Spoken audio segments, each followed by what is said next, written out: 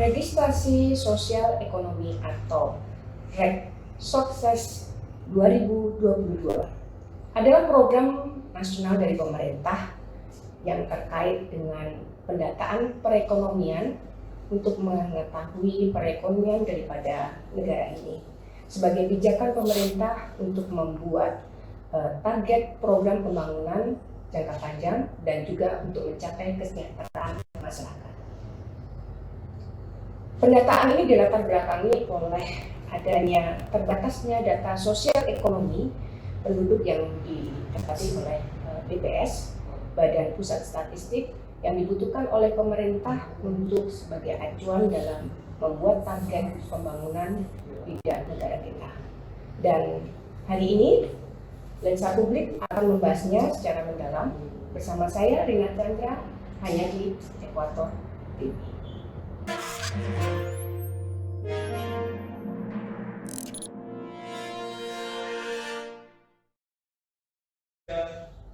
Warga Tarakan harus jujur. Kesuksesan pendataan registrasi sosial ekonomi 2022 tentukan nasib perekonomian. Itulah tema yang akan kita usung dalam dialog kita pada pagi ini. Hari ini kita akan menghadirkan Kepala BPS Kota Tarakan, yaitu Bapak Edwin Triyoga, SST, ST, MSI. Selamat pagi. Selamat pagi, Mbak Terima Rina. kasih kehadirannya di studio Ekuator TV. Sehat Bapak? Alhamdulillah. Iya, oke. Kita hari ini akan membahas tentang REG-Sokses 2020. REG-Sokses 2000 agak sedikit susah nih saya mengatakan. Katanya. Registrasi Sosial Ekonomi 2022. Betul. Sebenarnya apa sih Pak REG-Sokses itu sendiri gitu? Iya. Jadi REG-Sokses sendiri itu adalah pendataan registrasi sosial ekonomi yang sasarannya adalah seluruh penduduk di Kota Tarakan. Kota Tarakan. Iya, jadi program ini berlangsung sebenarnya di seluruh Indonesia. Okay. Jadi 514 kabupaten kota itu akan serentak dilakukan pendataan awal registrasi sosial ekonomi. REG-Sokses ini berlangsung selama 1 bulan. Dan ini nanti selama pendataan ini tentunya ini adalah pendataan yang memang sedikit mendadak ya, bukan sedikit, memang mendadak gitu, karena baru diberitakan Presiden melalui Inpres, instruksi Presiden itu di akhir Agustus. Dan jadi Oktober sampai dengan November harus terlaksana kabarnya. Harus terlaksana untuk pendataan awalnya, jadi pengumpulan data awalnya. Okay. Karena terus terang ini sifatnya sensus, jadi 100% penduduk dengan basis data keluarga itu harus dilakukan pendataan semua dalam waktu 1 bulan. Oke. Kita kondisi Indonesia saat ini boleh dibilang dalam proses recovery pasca COVID gitu. Apakah REG-Sokses ini juga merupakan bagian dari strategi dari pemerintah pusat untuk membangkitkan kembali perekonomian melalui mungkin starting awalnya dengan pendataan yang benar dan sebagainya agar itu bisa menjadi tolak ukur buat pemerintah untuk membuat strategi pembangunan gitu, atau bagaimana Pak? Iya, jadi sebenarnya pendataan awal ini, REG-Sokses ini adalah tujuan dari pemerintah untuk mendapatkan database kependudukan yang up to date. Okay. Yang posisinya ya mungkin kita bisa tahu bahwa dari kementerian lembaga lain secara sektoral masing-masing kementerian itu mengumpulkan data-data mereka masing-masing. Okay. Tapi saat kemudian pemerintah akan menggunakan, mungkin ada sedikit perbedaan antar kementerian itu seperti itu. Jadi memerintahkan kepada BPS untuk melakukan pendataan 100% penduduk. Jadi ini seperti sensus. Kalau kita sebenarnya sudah memiliki sensus penduduk yang dilaksanakan di tahun yang berakhiran 0, misalnya 2010 terakhir 2020. Itu begitu ya Pak ya? Iya. Nah itu persiapannya kita biasanya 2 tahun sebelum.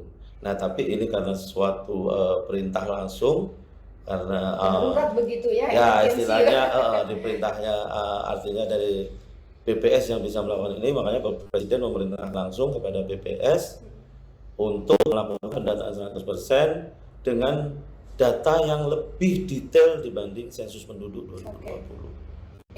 Jadi istilahnya ini benar-benar seperti sensus 100%. Jadi semua harus terdata. Seperti itu. Ya, menarik sih. Cuman yang namanya sensus ke orang-orang itu kadang-kadang agak sensi ya. Yeah. Artinya gini, saya tadi dari awal mengatakan bahwa sebenarnya ini membutuhkan apa ya, istilahnya kejujuran lah mungkin ya. Masyarakat harus benar-benar mau menceritakan kondisi realnya supaya keakuratan daripada sensus itu tepat sasaran begitu ya, maksudnya berhasil begitu. Tapi strategi dari BPS biasanya kadang-kadang kalau orang ada yang survei, mungkin masyarakat lebih cenderung asal-asalan menjawabnya begitu. Bahkan mungkin ada ketakutan tersendiri yang saya pernah dengar, takut nanti arahnya untuk pajak, penarikan pajak dan sejenisnya. Pendapat Bapak tentang ini?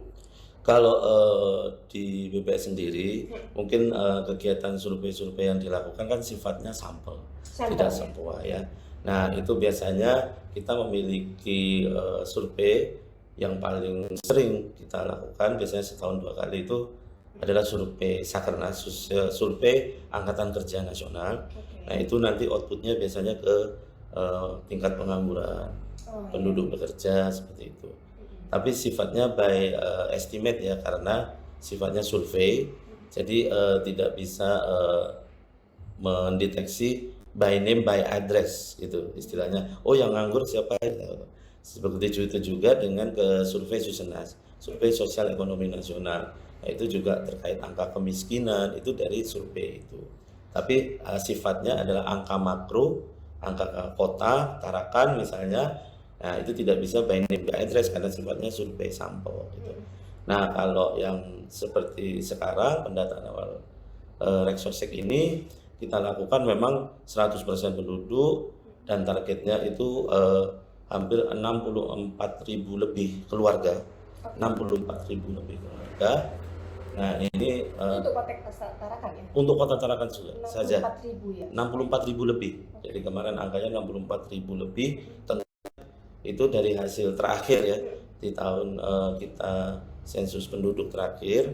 Nah, kondisinya tentunya sekarang berubah. Kemungkinan ada pertambahan atau pengurangan, tapi logikanya kalau penduduk kemungkinan pasti akan bertambah seperti itu. Nah, strategi apa yang dilakukan? Tentunya karena kemarin pendataan Reksosek ini berjalan diperintahkan cukup singkat sampai ke lapangan nanti, jadi kami semua kemarin berempat hampir seluruh Indonesia langsung untuk melakukan rapat koordinasi. Yang pertama adalah rapat koordinasi dengan wali kota, OPD, camat, dan lurah. Semua kemarin yang kami undang, kemudian kami sampaikan terkait kegiatan Reksosek ini. Dan saat itu juga kami melakukan perekrutan petugas, Mbak Rina. Jadi perekrutan petugas ini cukup tidak sampai sebulan kami harus bertugas. Dengan harus mensurvei 67.000 kakak. Sensus. Sensus ya, iya. Gitu. Terus berapa kira-kira armada yang dibutuhkan untuk melakukan itu, gitu Pak? Sampai dengan hanya tenggat waktu yang cuma 1 bulan. Dan kita tahu nih, untuk kota Tarakan ini tidak ada alamatnya. Misalnya kita sebut saja Kampung Bugis, Kampung 1, Kampung dan sebagainya, dan tidak secara detail. Itu kan pasti akan menimbulkan problem. Apakah target 1 bulan itu tadi cukup begitu atau betul. Kalau untuk target 1 bulan, itunya tentu sudah diperhitungkan oleh tim dari BPS pusat, karena kita pasti melakukan lapangan itu tidak asal-asalan. Artinya semua diperhitungkan, direncanakan berapa apa yang akan di sensus itu, di data itu apa, jumlah keluarga. Nah, kalau jumlah keluarga berarti ada berapa keluarga di Tarakan ini. Kemudian kita sudah uji coba berapa satu petugas 1 hari itu beban dia bisa melaksanakan berapa. Terus terang kemarin saat proses rekrutmen wawancara kemarin, kami membuka ada 2 metode yang kami gunakan saat merekrut petugas, karena petugas yang dibutuhkan itu cukup lumayan besar, jadi 321 petugas. Jadi 258 itu adalah petugas dari lapangan untuk mendata langsung ke lapangan ke rumah-rumah penduduk dan keluarga, sedangkan 65 petugas adalah untuk pengawas. pengawas. Jadi satu pengawas dia akan membawahi sekitar 3 sampai 4 petugas lapangan. Oke, supervisor betul, gitu, Pak, ya? dan sisanya itu adalah sebagai KOSEKA, koordinator statistik kecamatan. Jadi dia bertanggung jawab di kecamatan itu. Jadi di kecamatan itu ada berapa pengawas. Jadi dia membawahi ada sekitar mungkin 3 sampai 4 pengawas juga. Nah itu sudah kita rekrut dan kita sudah beri pelatihan. Kemarin pelatihannya itu ada 14 kelas. 14 kelas. Karena satu kelas kita antara 20 sampai 25 petugas saja. Itu dilatih selama 2 hari full, dari pagi jam 8 sampai sore jam 6. Nah, itu untuk menyamakan konsep definisi saat nanti mereka turun lapangan. Dan ini memang latar belakang petugas dari berbagai macam background ini ya, pendidikan, ada yang pernah bekerja, kemudian ada yang dari kelurahan, ada dari pengurus RT, ada dari mahasiswa, ada dari macam-macam. Artinya kita rekrutmen, kemudian kita wawancara, akhirnya terpilihlah, kemudian mereka mengikuti pelatihan selama 2 hari, selama 16 kelas, kita bagi 4 gelombang, karena di Tanah mungkin agak susah ya kita cari kelas untuk ajar. Nah itu dilaksanakan kemarin dari tanggal 5 sampai 13 Oktober. Dan itu diajak oleh institusi daerah dari internal BPS Kota Tarakan. Itu 6 orang yang sudah dilatih di provinsi oleh instruktur nasional. Ya, itu minimal nanti di lapangan konsep selama di lapangan itu mereka akan minimal sama lah. Kita berharapnya sama. Tapi karena kita kemarin saya open aja close recruitment juga. Close recruitment ini mengambil mitra kita yang biasa melakukan survei itu kita rekrut karena mereka sudah berpengalaman dengan kuesioner dan BPS. Nah untuk yang baru-baru petugas yang baru direkrut, nah ini yang perlu kita lebih fokuskan dalam pelatihan kemarin, dan mungkin nanti dari pengawas PML dan KOSEKA akan terus mendampingi, artinya berjenjang dan tidak akan mungkin dilepas sendiri. Terus kalau sebenarnya apa sih yang dibutuhkan untuk setiap tim survei itu di lapangan mengenai datanya? Butuh data apa mereka yang gitu. Kalau untuk data sebenarnya kuesionernya sebenarnya nggak terlalu tebal. Nggak terlalu tebal karena sifatnya sensus. Tapi indikator-indikator pertanyaan-pertanyaan yang dibutuhkan itu memang malah sedikit lebih lengkap daripada sensus penduduk yang biasanya kita lakukan rutin setiap tahun yang berakhiran Hon. Jadi terutama untuk sosial demografi, misalnya pertanyaan jumlah keluarga itu, kepala rumah tangganya, namanya, anggota rumah tangganya siapa saja, ada berapa, kemudian pendidikannya, kemudian juga ada pertanyaan terkait aset di situ. Jadi asetnya itu, nah itu yang tadi terkaitnya dengan kejujuran itu. Artinya aset itu apa, kalau punya motor ya sampaikan punya motor gitu, punya TV. Tidak disembunyikan begitu Pak ya. Itu artinya kalau pas takutnya ada motor ditanya, itu bukan motor saya, itu motor anak saya atau adik saya, saudara saya hanya pinjam, seperti itu. Artinya kejujuran pertanyaan yang disampaikan oleh petugas, kita mohon nanti dari responden juga jawab secara jujur yang benar. Itu kemudian ada data-data terutama untuk kesejahteraan dan lain-lain. Jadi dia lebih spesifik memang untuk pertanyaan-pertanyaannya itu, terutama untuk kesejahteraan.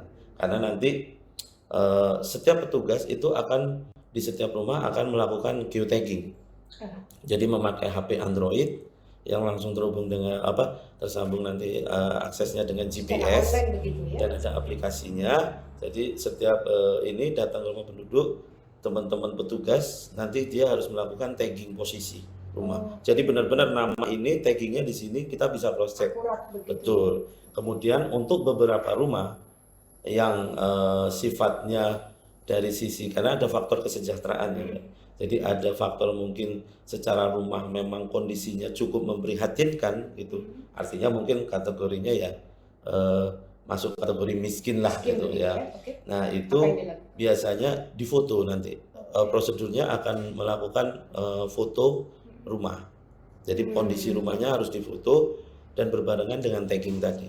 Dan itu langsung masuk ke sistem. Dan itu mungkin bakal jadi target untuk penyaluran bantuan yang tadi sasaran apa semacam itu mungkin Pak ya?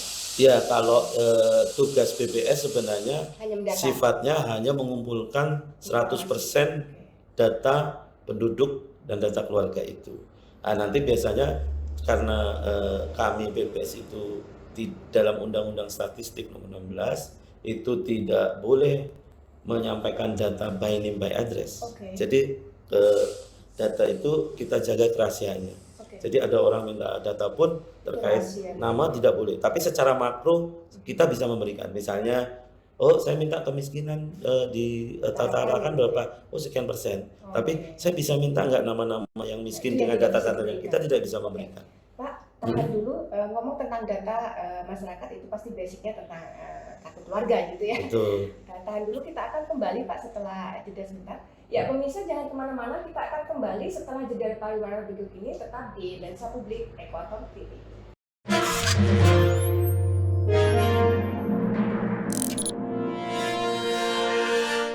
Berdasarkan instruksi Presiden nomor 4 tahun 2022 tentang percepatan penghapusan kemiskinan ekstrim sebagai bentuk percepatan dalam mewujudkan basis data pada program perlindungan sosial dan pemberdayaan masyarakat. Assalamualaikum warahmatullahi wabarakatuh. Salam sejahtera buat kita semua. Salam Om Swastiastu, Namo Buddhaya, salam kebajikan. Saya Dr. Haji Hairul, Masuk Kesehatan Wali Kota Tarakan, mendukung sepenuhnya pelaksananya kegiatan registrasi sosial ekonomi Kota Tarakan tahun 2022. Registrasi sosial ekonomi ini merupakan langkah pertama pemerintah dalam mewujudkan reformasi sistem perlindungan sosial yang sangat bermanfaat dalam memberdayakan kehidupan masyarakat, khususnya Kota Tarakan. Saya mengimbau kepada masyarakat untuk menerima kedatangan petugas pendataan dan menyampaikan jawaban yang jujur dan benar agar tercapai data rujukan untuk integrasi program pembangunan dalam satu data, program perlindungan sosial dan pemberdayaan masyarakat. Mari sukseskan Regosek tahun 2022 di Kota Tarakan. Wabillahi taufiq wal hidayah. Assalamualaikum warahmatullahi wabarakatuh. Salam sejahtera buat kita semua. Salam Om, Santi Om, Namo Buddhaya, salam kebajikan.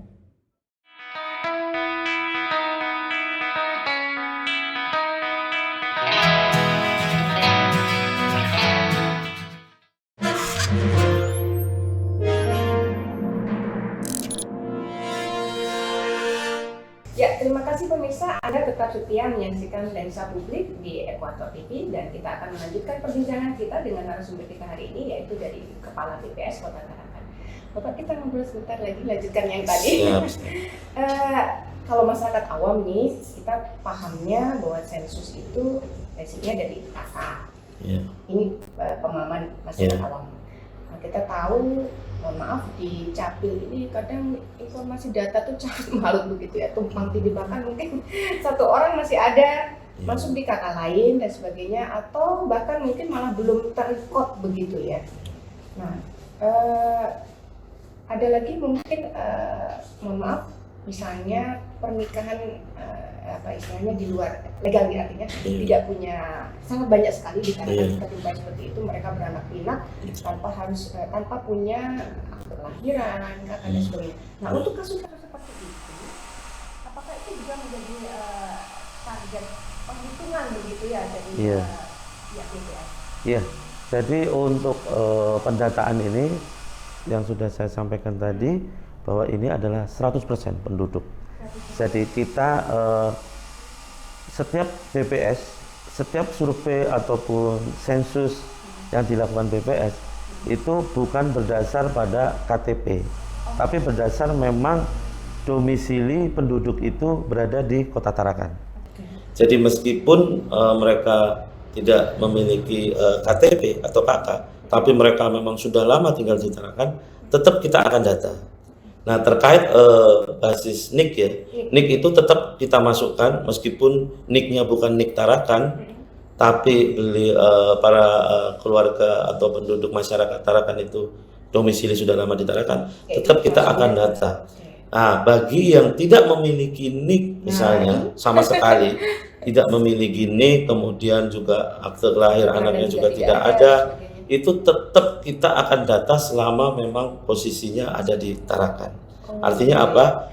Di dalam pendataan kita itu diakomodir, katakanlah dia masyarakat itu ada yang tidak memiliki NIK, itu kita ada kode khusus dalam pengisian kuesionernya nanti, mungkin istilahnya mungkin kodenya 9999 gitu misalnya. Jadi itu menandakan bahwa kalau kode ini berarti penduduk itu tidak memiliki NIK.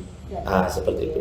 Jadi kami pastikan bahwa semua yang akan ada tinggal di Tarakan ini semua terdata, baik itu dari wali kota sampai ke masyarakat yang mungkin tidak punya rumah di Tarakan pun kita akan melakukan pendataan, karena di tanggal 29 Oktober nanti itu kita ada istilahnya malam Reksosek. Jadi malam Reksosek itu nanti kita akan tentunya koordinasi dengan pihak biasanya Satpol PP dengan pihak kepolisian. Mulai malam itu jam 9 mungkin kita akan keliling. Itu mungkin bisa sampai dini hari lah istilahnya gitu, untuk mencari penduduk-penduduk yang sifatnya mobilitasnya paling tinggi. Artinya mobilitasnya gini. Jadi mungkin ada yang kalau malam dia tidur di emperan atau tidak punya rumah sama sekali. Jadi misalnya terus di emperan, mungkin dia keliling cari pemulung atau pakai gerobak atau apa di Tarakan seperti itu. Sampai seperti itu kita lakukan malam. Kenapa? Karena tentunya mereka saat siang itu mereka akan kerja keliling. Tapi biasanya mereka saat malam itu posisinya mereka akan tidur, mencari tempat tidur, entah di emperan toko atau di depan perumahan-perumahan yang agak besar yang menurut mereka nyaman. Nah, yang kita data juga, bahkan sampai ke nelayan-nelayan yang ada di Tarakan, mungkin di Pantai Ambar. Mereka laut selama seminggu. Iya, kemudian lewat tidak terdata dan kembali. Betul, seperti itu. Iya, jadi itu kita pastikan semua bahwa memang yang posisi ada di Tarakan itu kita data. Tapi istilahnya semua akan kami pastikan, karena mode pendataan Reksosek ini adalah jangan sampai penduduk itu lewat, itu saja. Itu kita pastikan benar-benar ke petugas, dan kita ada sistem monitoring pengawasannya. Jadi kita kan tentunya sudah punya data keluar KK dengan data penduduk yang ada di Tarakan per RT, sampai petugasnya pun kita alokasikan berdasar wilayah petugas itu berasal. Jadi misalnya dari Karanganyar, ya petugas Karanganyar yang akan mendata. Itu ya, tahu kondisinya dan itu. Tapi tetap kita monitor, jangan sampai saat melakukan pendataan terjadi underestimate. Itu. Jadi di data kita awal misalnya 2020 itu penduduk misalnya jumlah keluarga tadi 40 misalnya atau 400 atau 200. Ternyata saat pendataan ini kok turun ya, itu segera pengawas secara berjenjang, pengawas koordinator statistik kecamatan itu langsung meng-cross check ke lapangan bersama PPL dan konfirmasi pada ketua RT. Apakah benar-benar ada di wilayah RT itu yang belum terdata, terlewat terdata. Jadi nggak boleh dilewatin karena nanti akan berpengaruh pada hasil akhir begitu Pak ya? Betul, karena kita perintah dari pendataan Reksosek ini adalah semua penduduk di Indonesia itu semua harus terdata, termasuk kota Tarakan. Jangan sampai ada yang terlewat. Tadi Bapak cerita tentang warga yang nomaden begitu ya, berpindah-pindah. Bagaimana dengan kawan-kawan kita yang ada di lapas? Ya. Nah, bagaimana? Betul. Itu. Jadi kalau untuk teman-teman di ini kita namakan, kalau kemarin konsepnya itu rumah tangga khusus. Rumah tangga khusus. Iya, jadi rumah tangga khusus itu lapas, kemudian asrama atau di panti asuhan, kemudian asrama yang di batalion, asrama Kodim dan Lanal, itu kami akan tetap melakukan pendataan. Jadi itu juga akan. Jadi nanti kami akan ada petugas dan tim task force yang dari BPS. Tentunya kita bersurat dulu tentunya ke LP, Kepala Lapas, kemudian ke Panti Asuhan juga kita akan bersurat dulu, kemudian ke Lanut, Lanal, Polres, Batalion, itu kita bersurat dulu untuk izin ya istilahnya masuk, karena mungkin wilayah mereka kan ada di wilayah batalion itu gitu. Nah seperti lapas nanti kita akan masuk tentunya dengan izin kapan kami bisa masuk dengan periode 15 Oktober sampai 15 November. Saat lapas siap, tentunya kami nanti masuk, dan masuknya juga bukan hanya satu petugas gitu. Karena kita tahu mungkin lapas isinya juga ribuan kan gitu. Artinya kami akan datang ke lapas dengan jumlah petugas yang lebih banyak, dengan termasuk dari pegawai organik BPS sendiri. Kita akan melakukan data. Itu nanti setiap napi itu akan kita wawancara satu persatu. Jadi bergantian seperti itu. Mekanismenya nanti ada tempat khusus, meja pandang. Kemudian mereka dipanggil satu-satu, datang giliran, terus kita wawancara seperti itu. Jadi semua kita akan data. Jadi tapi untuk misalnya untuk napi-napi yang memang keluarganya ada di Tarakan, kemungkinan kita akan datanya di keluarga rumah keluarga itu di Tarakan gitu. Tapi kalau untuk yang napi-napi yang mungkin dari luar, mungkin dari Malino, dari apa, itu tetap kita data. Itu tetap kita data. Meskipun nanti di sananya juga akan didata. Walaupun ada dualisme data begitu Pak ya, di sana didata, di sini juga. Iya, tapi nantinya di dalam saat setelah pendataan kemudian diolah, tentunya akan NIK ketemu gitu ya. Itu NIK itu kan akan bisa nanti Jadi bisa tidak di masalah cross check. sebenarnya. Ya, yang itu yang kita pastikan. Kita mencoba meminimalisir untuk double data. Tapi kita juga tidak ingin sampai tidak terdata gitu. Napi ditarakan dari luar kota, ternyata dia tidak kita data, terus nanti di sana juga kemungkinan katakanlah keluarganya tidak mengakui begitu kan, artinya mungkin ada proses apa, itu sudah mereka nggak mau, mungkin ada rasa malu juga ya, misalnya pekerjaannya lagi di napi di sana seperti itu kan, kita juga nggak bisa ini. Jadi lebih baik tetap kita melakukan pendataan. Nanti ada konsepnya juga dari teman-teman itu, tentunya mana memisahkan nanti yang mana perlu didata, mana tidak. Artinya itu yang kita, tapi kita pastikan sampai napi, batalion, semua polisi di asrama polisi pun kita akan data. Bagaimana dengan, mohon maaf, orang gila Pak? Jumlah gembel dan sebagainya juga di Tarakan bahkan juga lumayan lah gitu ya. Apalagi mohon maaf misalnya orang stres gitu ya, itu kan nggak bisa diwawancara ya Pak. Ini katanya berarti gimana penilaiannya? Kalau misalnya tempat ODGJ ya istilahnya, dengan gangguan jiwa ya istilahnya, mungkin ada pendekatannya berbeda-beda. Ada ODGJ yang dia masih tinggal dengan keluarganya. Nah kalau dengan keluarganya itu berarti kita pendekatannya kan kita datangi ke keluarga. Kemudian ODGJ yang mungkin dia jalan di Tarakan gitu, artinya dia nggak punya rumah. Apakah itu ada? Tentunya kita tetap data. Cuman tetap data, tapi mungkin kita nanti akan salurkan dulu ke rumah sakit jiwa atau bagaimana. Tapi untuk rumah sakit jiwa pun kita akan tetap data. Jadi untuk tetap rumah sakit jiwa itu kita akan data, tapi mungkin ada kuesioner khusus nanti yang tidak mungkin kita menanyakan mereka karena jawabannya sudah dipastikan akan bias kan, artinya bias kita bisa. Jadi mungkin berdasarkan data dari pengurus atau dari rumah sakit itu. Artinya mereka punya ada data ya. Artinya yang masuk itu kan pasti minimal mereka sudah tahu namanya dan pendekatannya.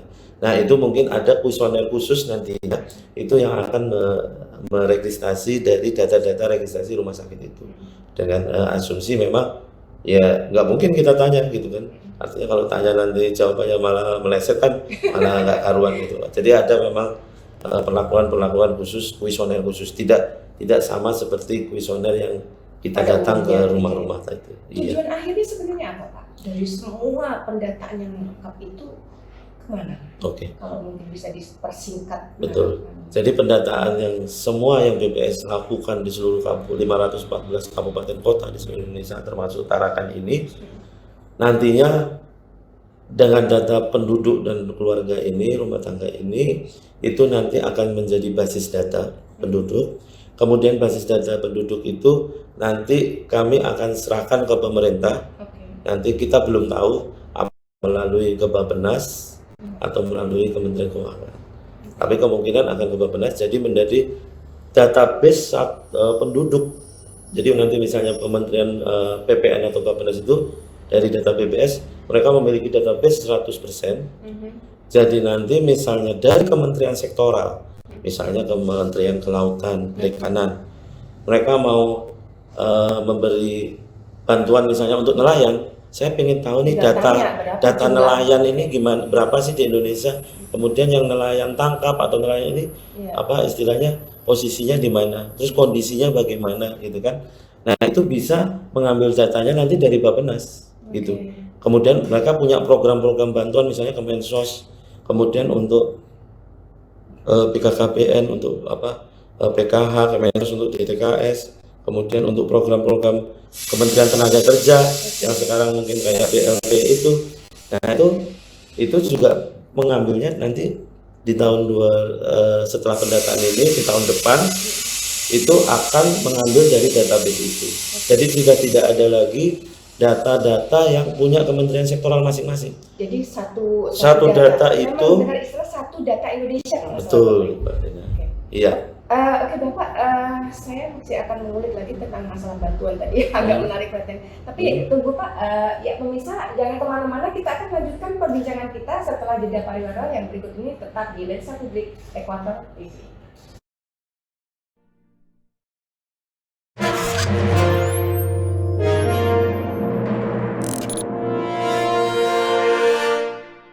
Berdasarkan instruksi Presiden nomor 4 tahun 2022 tentang percepatan penghapusan kemiskinan ekstrim sebagai bentuk percepatan dalam mewujudkan basis data pada program perlindungan sosial dan pemberdayaan masyarakat. Assalamualaikum warahmatullahi wabarakatuh. Salam sejahtera buat kita semua. Salam Om Swastiastu, Namo Buddhaya, salam kebajikan. Saya Dr. Haji Hairul, Masuk Kesehatan, Wali Kota Tarakan, mendukung sepenuhnya pelaksananya kegiatan registrasi sosial ekonomi Kota Tarakan tahun 2022. Registrasi sosial ekonomi ini merupakan langkah pertama pemerintah dalam mewujudkan reformasi sistem perlindungan sosial yang sangat bermanfaat dalam memberdayakan kehidupan masyarakat, khususnya Kota Tarakan. Saya mengimbau kepada masyarakat untuk menerima kedatangan petugas pendataan dan menyampaikan jawaban yang jujur dan benar agar tercapai data rujukan integrasi program pembangunan dalam satu data, program perlindungan sosial dan pemberdayaan masyarakat. Mari sukseskan Regosek tahun 2022 di Kota Tarakan. Wabillahi taufiq wal hidayah. Assalamualaikum warahmatullahi wabarakatuh. Salam sejahtera buat kita semua. Salam Om, Santi Om, Namo Buddhaya, salam kebajikan.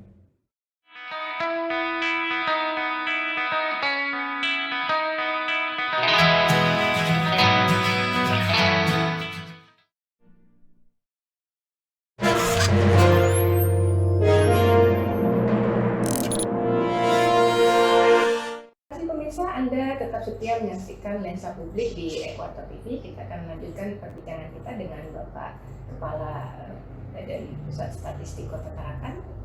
Ya Pak, kita lanjutkan percakapan kita tadi. Ada satu lagi yang saya masih agak mengganggu pikiran saya tentang bantuan.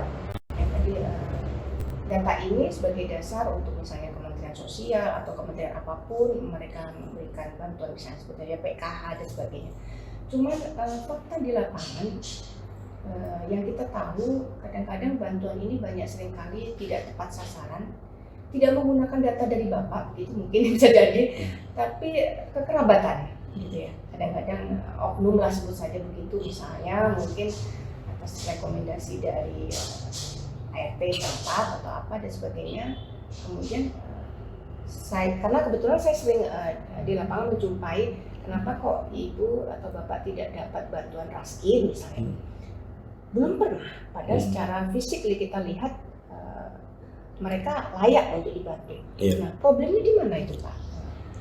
Begini, sebenarnya kalau kita seperti BLT ini ya, sebenarnya BPS sudah pernah melakukan sama, namanya dulu di tahun 2015 terakhir itu itu adalah kita singkat namanya PBDT, jadi pendataan basis data terpadu. Basis data terpadu. Iya, jadi itu sebenarnya untuk menyiapkan basis data ini sebenarnya sama. Jadi 100% penduduk itu didata. Nah ini yang dijadikan basis. Maaf. Nah dari basis data ini itu harusnya di setiap tahun itu kita serahkan ya ke kementerian gitu. Tapi dari pemerintah daerah melewati mungkin dari Kemensos dari apa itu harusnya mereka melakukan update setiap tahun karena tidak mungkin dari BPS yang mengupdate gitu. Oh gitu ya? Iya. Maaf, saya minum dulu. Ya jadi apa namanya, updating data itu selalu dilakukan gitu ya. Tapi yang menjadi pertanyaan bagi saya, apakah data yang Bapak sudah susah-susah buat ya benar-benar digunakan tidak oleh instansi terkait gitu ya? Iya. Nah, Pasti digunakan. Pasti digunakan. Jadi di 2015 itu kita sudah menyiapkan datanya. Kemudian kita serahkan ke kementerian pemerintah pusat, waktu itu TP2KN. Nah itu dari situ mereka diserahkan ke kementerian, terutama Kementerian Sosial untuk program itu. Kemudian dari Kementerian Sosial itu menyerahkan kepada dinas sosial atau dinas-dinas yang ada di daerah yang menangani masalah kegiatan program itu. Nah harusnya di 2000 idealnya gitu ya. Di 2016 mereka harus selalu melakukan update itu di pemerintah daerah atau melalui dinas sosial itu. Nah, kita tidak mengerti apakah itu berjalan dengan memang baik atau tidak gitu. Mungkin tugas BPS melakukan pendataan secara totalitas begitu ya Pak? Ya, kita mendata hanya menyiapkan basicnya saja. Ini loh basicnya. Untuk diupdate-nya nanti setiap tahun kita serahkan ke masing-masing ini, ya sektoral itu gitu. Jadi kalau misalnya katakanlah dinas sosialnya dia mengupdate secara bagus, ya tentunya datanya akan selalu update bagus gitu. Tapi mungkin ada dinas-dinas masing-masing di daerah yang pasif begitu ya? Pasif tidak melakukan itu, ya memang datanya pasti akan banyak yang tidak terupdate, yang tidak masuk lagi. Karena kan kita melakukannya kan dalam proses titik dalam 1 bulan 2015 gitu kan waktu itu. Kalau sekarang pun sama 2022 satu titik dari 15 Oktober sampai 14 November. Iya. Nah itu kan setelah bulan berikutnya kan pasti akan mobilitas lagi penduduk. Nah itu yang harusnya nanti diupdate. Dan juga nanti ini adalah proses pendataan di 2022. Nanti pengolahannya akan dilakukan di 2023. Sebagian juga ada di 2022 pengolahan. Tapi selesai nanti akan di semester 1 2023. Itu nanti data yang sudah final kita akan serahkan ke Kementerian Pemerintah Pusat. Nah, di dalam proses semester 1 itu dari proses data yang sudah di lapangan kemudian diolah itu nanti kita ada namanya forum konsultasi publik. Dan itu melibatkan seluruh, nanti dari data itu kita akan melakukan proses verifikasi bersama-sama. Oh, yang tidak pas mana? Nah, dengan kelurahan, dengan apa? Tentunya dari pendataan itu juga sudah melalui tanda tangan responden, ketua RT di situ mengetahui. Tapi kita cross check lagi melalui konsultasi publik, dari mengundang mungkin dari OPD, dari camat, dari lurah sampai ke RT. Itu kita akan bahas, ini daftar di RT Bapak, kita bahas lagi satu-satu. Ya, ternyata, misalnya kan ada proses selama 6 bulan ya, dari proses pendataan sampai 2023. Nah, waktu itu mungkin Pak RT-nya, oh ini penduduk saya kemarin di sini tapi sudah. Nah, itu kan berarti kita keluarkan gitu. Seperti itu. Tapi kalau ada ya seperti itu ya pasti kita keluarkan gitu. Seperti itu. Jadi ada berlapis proses verifikasi datanya itu berlapis. Jadi saat lapangan sudah dari pengawas, dari Koseka, kemudian olah, kemudian nanti ada konsultasi publik lagi, kita memverifikasi data. Itu yang kita lakukan sampai benar-benar data itu final dan semua istilahnya sudah disetujui oleh perangkat RT sampai lurah sampai camat. Nah itu yang kita akan kirimkan ke pusat. Ya. Jadi seperti itu. Jadi kalau bicara tentang pendataan itu sebenarnya udah kerjaan hari-hari lah namanya Betul. BPS ya. Apakah Reksosek 2022 ini boleh dibilang sebagai suatu pendataan yang mungkin lebih sempurna begitu dibandingkan dengan pendataan-pendataan sebelumnya atau? Iya. Jadi kalau untuk mekanisme pendataannya itu sebenarnya sama saja dengan sensus. Yang membedakan adalah organisasi ini adalah waktunya yang memang sedikit pendek. Jadi kalau misalnya sensus penduduk biasa lazimnya itu 2020, 2018 itu kita sudah melakukan persiapan. Tapi ini dilakukan di Oktober, Agustus baru kita persiapan. Mungkin dalam rangka percepatan perekonomian tadi ya. Iya, betul. Pasca pandemi mungkin Pak Jokowi pengennya mau cepat-cepat segera Iya, normal dan bertumbuh kembali begitu ya. Betul. Artinya kita kan mendukung pemerintah ya, presiden tentunya. Kalau presiden pemerintah sudah memerintahkan apa, ya kita tetap harus siap kan, apapun itu meskipun waktu pendek. Ya ini memang apa istilahnya pertaruhan kita lah BPS gitu. Tapi artinya mekanisme SOP yang sudah kita lakukan itu memang kita sudah biasa lakukan. Cuman memang lebih dipercepat gitu. Jadi percepat.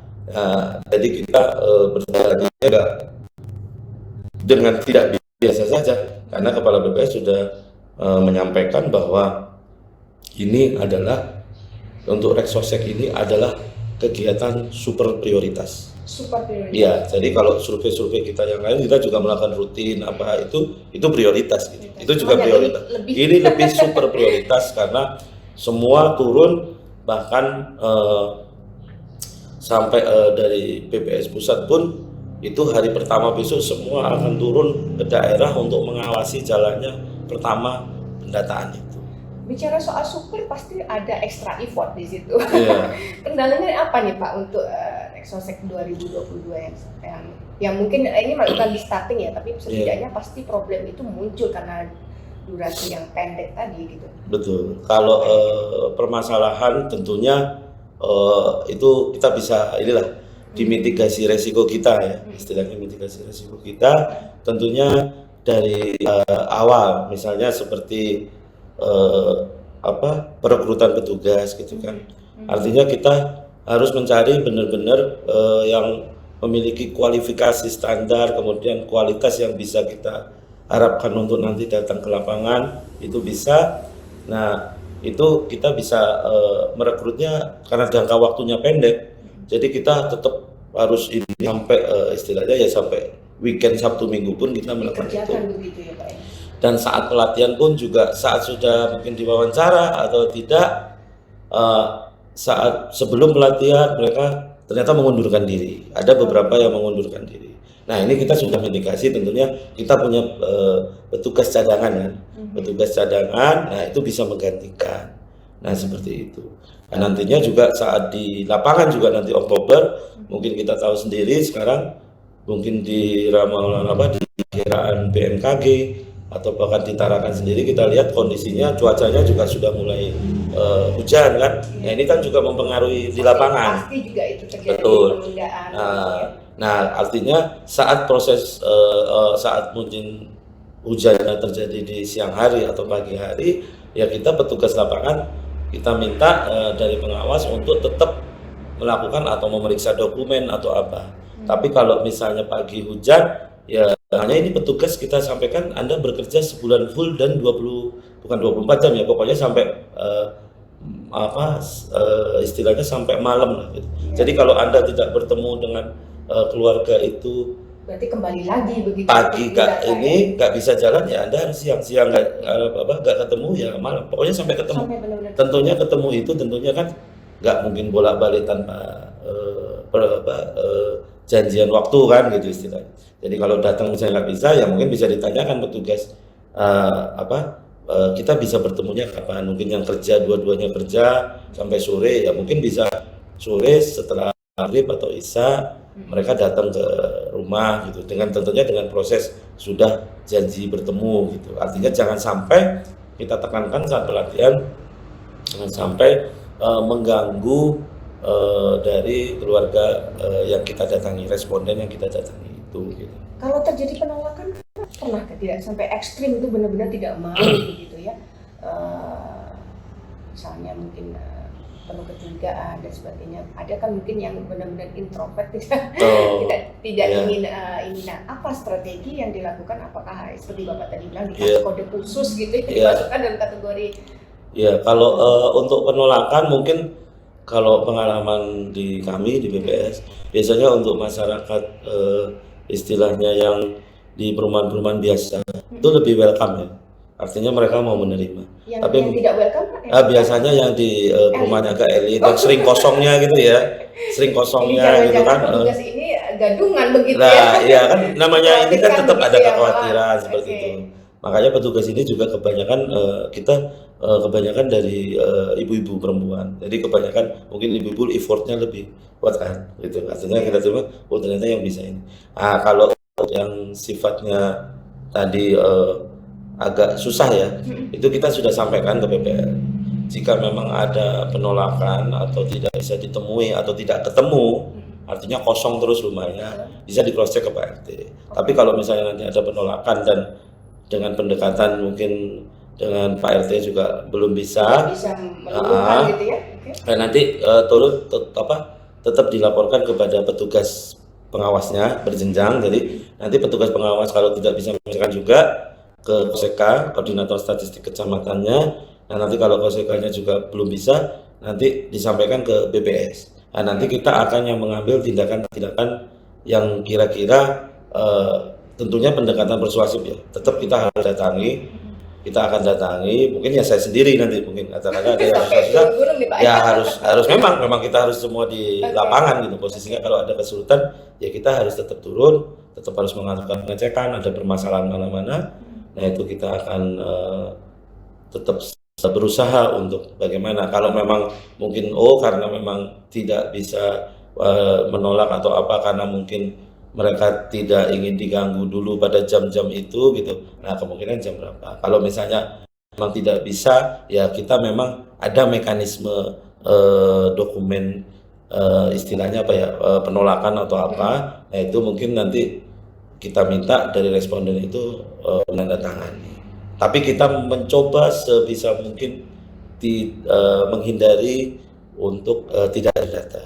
Artinya kita kan tentunya mungkin petugas kan berbeda ya. Kalau bisa kita sampaikan mungkin kalau saya secara langsung mungkin kita punya dari teman-teman BPS kita punya cara lah, kita kan sudah terbiasa seperti itu. Orang ditolak bisa jadi mau menjawab, itu kan pendekatannya. Jadi cara menyampaikan, cara memberikan pemahaman gitu. Artinya ya misalnya ada responden menolak ya kita sampaikan bahwa ini tujuannya seperti ini loh gitu. Ada jadi potensi loss gitu Pak, misalnya benar-benar memang boleh dikatakan itu fail gitu ya. Iya. Biasanya prosentasenya berapa dalam setiap kegiatan sensus pendataan yang dilakukan? Kalau sensus itu sebenarnya tidak ada errornya ya sebenarnya. Tidak ada error karena kan 100% dia. Kalau secara statistik sebenarnya sensus itu tidak. Kalau survei ya ada margin error. Tapi kalau sensus itu seharusnya di lapangan memang tidak ada errornya. Tapi errornya bukan di dalam pendataannya, tapi kemungkinan di dalam petugasnya. Ya kita mencoba meminimalisir itu, makanya dengan sistem monitoring itu, jadi jangan sampai di RT itu penduduknya ada yang hilang, keluarganya ada yang menghilang, ternyata loh kan kita sudah bisa memitigasi. Dan kita juga di dalam monitoring petugas itu kita memiliki monitoring dari setiap petugas, dia bertugas di RT mana, di kelurahan mana, di kecamatan mana. Nah, itu kita monitoring, jadi kita sudah memberikan target kepada setiap petugas minimal dengan beban selama 1 bulan itu minimal dalam 1 hari teman-teman petugas itu mendata sebanyak 10 keluarga minimal. Karena setiap pendataan itu sebenarnya juga terlalu lama juga karena dokumennya juga nggak terlalu. Berapa menit Pak untuk 1 kali interview dengan 1 orang? Kalau karena kalau interview kan memang masing-masing ya. Ada yang mungkin ada yang seneng ngobrol respondennya. Tetap kita juga harus melayani, nggak bisa langsung ngekat. Tapi kadang-kadang kita batasi gitu. Jadi kalau misalnya dari sisi pendataan itu normalnya ya mungkin antara maksimal di 30 menit lah gitu. Oke. Maksimal itu. Maksimal. Tapi artinya bisa lebih cepat, bisa 20 menit atau Iya. itu seperti itu. Oke, Pak, kita kembali lagi masalah apa namanya ego sektoral dari masing-masing instansi gitu ya. Mereka juga pasti juga punya namanya data. Ini data saya lebih akurat gitu daripada data yang disampaikan BPS gitu ya. Kalau kita sudah gimana Pak? Tetap yang menjadi apa namanya tolak ukurnya dari data BPS itu sendiri atau dikombinasikan atau bagaimana? Nah, untuk terkait data-data sektoral, ini sebenarnya data sektoral itu basicnya juga dari kami dulu. Oh, Cuman gitu ya. karena bukan data sektoral, artinya data-data sektoral yang mungkin sifatnya sektoral internal dari masing-masing itu yang hanya Iya. bisa digunakan. Biasanya Tapi kan kementerian punya sendiri, Oh, lembaga punya sendiri, iya. pemerintah punya sendiri. Nah, di mana posisi BPS ini? iya, ya kalau di posisi BPS sekarang untuk Reksosek ini yang sudah sampaikan tadi bahwa kita sudah menyiapkan 100% data Reksosek ini 100% penduduk gitu. Nanti kita serahkan dan kementerian sektoral nanti akan merujuknya ke data BPS. Jadi Oke. tentunya dengan melakukan cross check ya dari data sektoral mereka. Tapi tentunya data sektoral mereka kan sifatnya mungkin banyak yang tidak datang ke rumah keluarga atau apa. Karena yang Tidak seperti yang dilakukan tidak BPS sebenarnya gitu ya. kalau BPS kan memang sampai ke lapangan, cuman memang hanya dalam satu titik waktu saja gitu kan, dalam satu Ada bulan periode ini tertentu. ada periode tertentu. Karena kalau untuk kegiatan seperti sensus ini memang biayanya sangat besar gitu kan, Gitu ya. cukup besar gitu. Jadi untuk di seluruh Indonesia saja, seluruh Indonesia itu untuk kegiatan Reksosek ini dananya hampir 4,5 triliun gitu. Untuk satu ya bulan tadi bukan untuk kegiatan. satu bulan ya, proses ini 2022 Oh, sampai iya, persiapan 2023 tadi ya. juga nanti. Tapi kalau untuk di 2022 ini sampai lapangan, sampai sebagian pengolahan itu sekitar 3,3 triliun seluruh Indonesia. Ya, jadi untuk Tarakan ya sekitar 2,3 miliaran. Tapi itu semua ya, tapi itu semua habis memang untuk honor petugas mitra. Karena yang banyak itu. Jadi mereka kita berikan honor ya cukup lumayan tinggi di atas UMR gitu, di atas UMR Tarakan itu jadi artinya bekerja cukup apresiasi ya, karena kemarin pendaftarnya juga cukup banyak gitu. Hampir 400 lebih, hampir 500 malah, tapi yang kita butuhkan kan hanya 258, 300-an lah dengan petugas pengawas itu. Ya, Jadi oke. seperti itu. Boleh dibilang ini merupakan semacam reformasi begitu ya dilakukan oleh pemerintah baik di bidang kesehatan, kemudian apa namanya perencanaan perlindungan sosial ekonomi untuk target supaya tadi pembangunannya lebih dapat masuk sebagaimana yang diharapkan. Bapak terakhir harapan Bapak tentang pasca terlaksananya kegiatan ini, apa yang Bapak ingin dapatkan dari rangkaian proses yang ya target yang ingin dicapai di akhir dari program ini? Iya, jadi tentunya kami mengharapkannya untuk nanti kegiatan lapangan tentunya seluruh masyarakat penduduk Kota Tarakan itu mau menerima petugas Reksosek, kemudian Tidak memberikan menolak begitu, Pak, ya? tidak menolak karena ini juga kebaikan dari pemerintah Kota Tarakan juga nantinya untuk melakukan pembangunan, karena hampir semua data-data terkait misalnya anggaran APBD Kota Tarakan, DAU, dana alokasi itu biasanya dari jumlah penduduk seperti itu. Jadi ini nanti jangan sampai teman-teman atau masyarakat itu tidak terdata dan mohon menerima petugas karena tidak ada tendensi apapun. Kalau memang kurang ragu atau tidak percaya dengan petugas, bisa di cross check ke ketua RT, karena petugas itu tentunya sudah melaporkan ke ketua RT, dan setiap petugas itu kita sudah bawakan identitas, kemudian juga ada surat edaran dari wali kota juga kepada lurah sampai ke RT bahwa ini ada petugas Reksosek sedang melakukan pendataan periode sekian sampai sekian, dan itu juga ada penduduk yang kurang masih ragu, bisa di cross check ke ketua RT-nya atau hubungin kami ke BPS langsung juga bisa. Jadi kalau benar ada petugas Reksosek nama ini seperti ini, oh katanya pasti bisa ada Jadi database. keraguan-keraguan yang tadi masyarakat, mohon maaf kaum elit tadi Iya. takut jangan-jangan ini mau nipu Iya, atau mau tidak apa dan ada. sebagainya, merampok dan sebagainya. Betul. seperti Jadi tidak ada dipungut biaya, tidak ada. Tadi kalau atau petugas yang meminta itu. apa begitu? imbalan atau minta itu berarti bukan dari kita, Oke. bukan dari BPS karena teman-teman petugas itu sudah diberikan honor untuk kegiatan pendataan Reksosek ini. Dan dipastikan juga ini tidak ada kaitannya dengan pemungutan pajak begitu Pak ya? Oh tidak ada. Jadi Kalau takutnya kalau masyarakat. kalau kami tidak ada tendensi untuk itu. Jadi kami nanti kami lapangan dan oleh itu kita serahkan ke pemerintah pusat.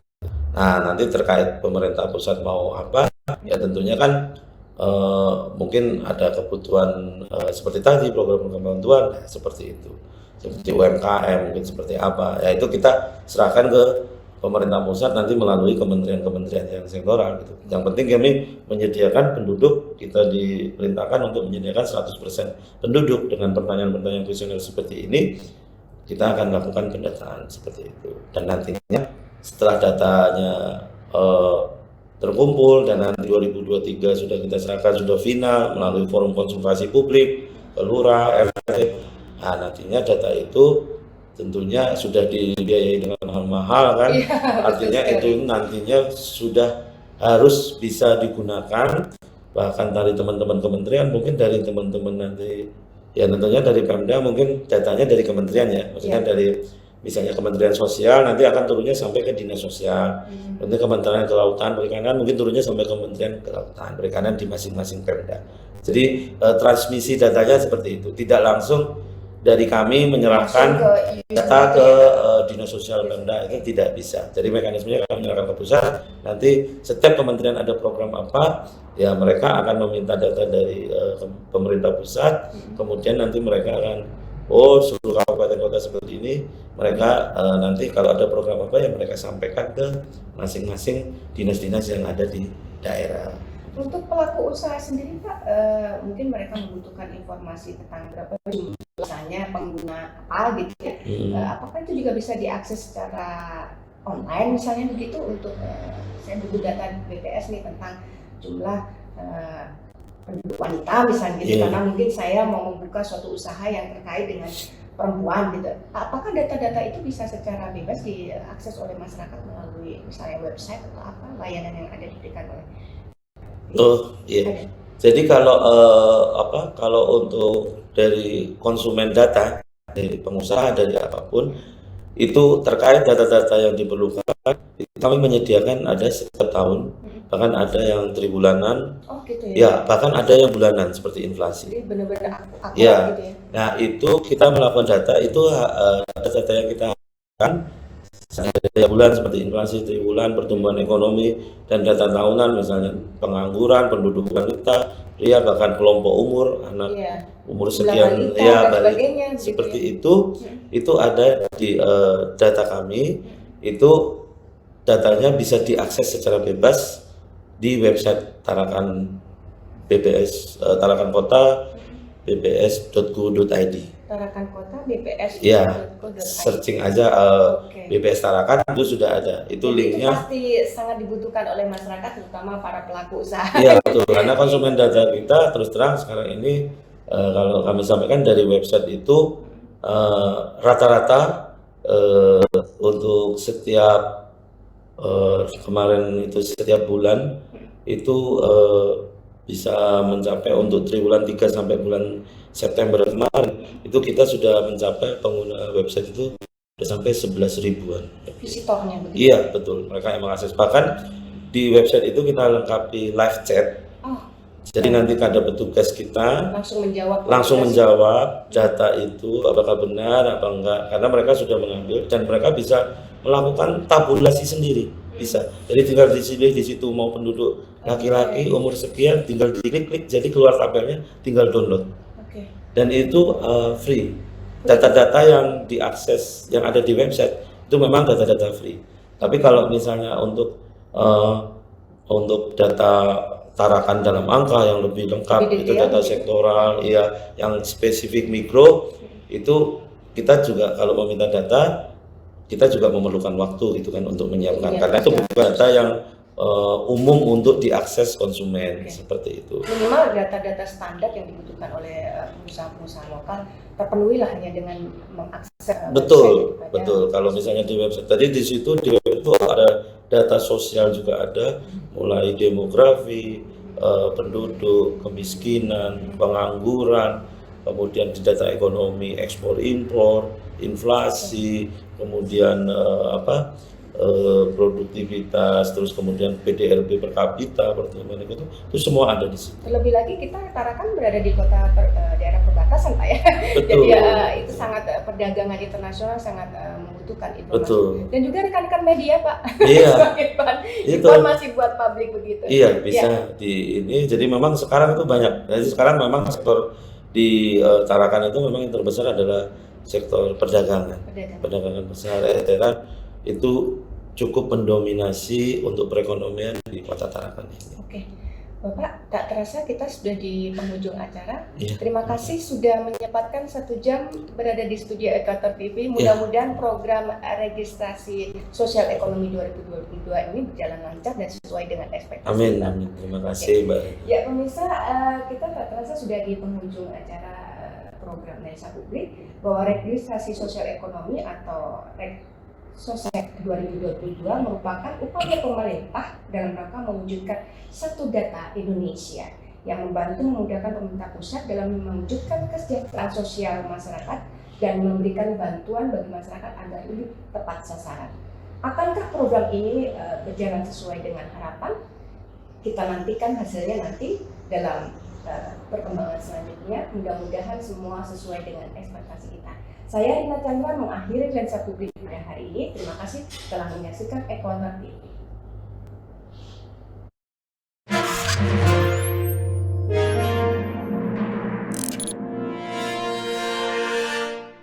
Berdasarkan Instruksi Presiden Nomor 4 Tahun 2022 tentang percepatan penghapusan kemiskinan ekstrim sebagai bentuk percepatan dalam mewujudkan basis data pada program perlindungan sosial dan pemberdayaan masyarakat. Assalamualaikum warahmatullahi wabarakatuh. Salam sejahtera buat kita semua. Salam Om Swastiastu, Namo Buddhaya, salam kebajikan. Saya Dr. Haji Hairul, Masuk Kesehatan, Wali Kota Tarakan, mendukung sepenuhnya pelaksananya kegiatan registrasi sosial ekonomi Kota Tarakan tahun 2022. Registrasi sosial ekonomi ini merupakan langkah pertama pemerintah dalam mewujudkan reformasi sistem perlindungan sosial yang sangat bermanfaat dalam memberdayakan kehidupan masyarakat, khususnya Kota Tarakan. Saya mengimbau kepada masyarakat untuk menerima kedatangan petugas pendataan dan menyampaikan jawaban yang jujur dan benar agar tercapai data rujukan integrasi program pembangunan dalam satu data, program perlindungan sosial dan pemberdayaan masyarakat. Mari sukseskan Regosek tahun 2022 di Kota Tarakan. Wabillahi taufiq wal hidayah. Assalamualaikum warahmatullahi wabarakatuh. Salam sejahtera buat kita semua. Salam Om, Santi Santi Om, Namo Buddhaya, salam kebajikan.